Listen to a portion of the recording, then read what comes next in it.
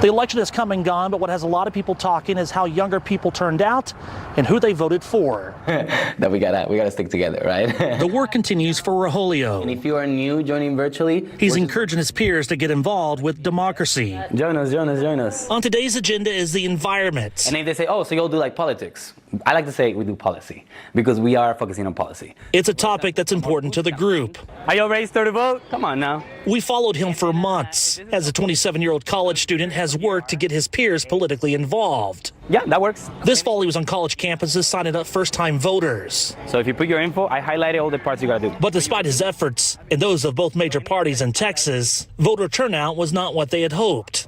Younger voters, voters that are under the age of 30,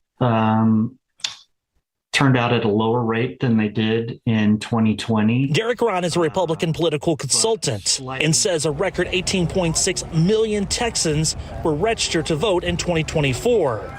Of that, 11 million went to vote, making for lower turnout rate than 4 years ago. Voters under the age of 30, they only made up about 15% of all of the votes that were cast. Early voting numbers show only a few of Texas's 254 counties saw an uptick in citizens of all ages participating in this year's election compared to 2020. What surprised him was how younger people voted. Well, yeah, I think the Trump campaign had a great plan of going out on podcasts.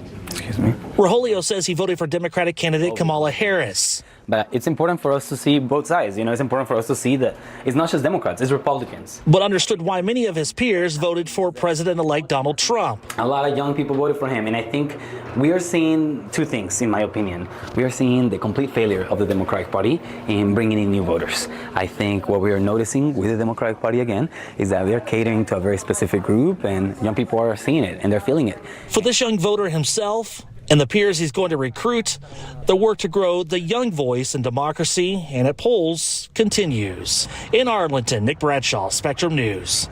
Thanks for watching our YouTube channel. For more stories in your community, click the subscribe button here. You can also download the Spectrum News app or watch us on TV for the latest information, balanced coverage, weather updates every 10 minutes, and more. We'll see you then.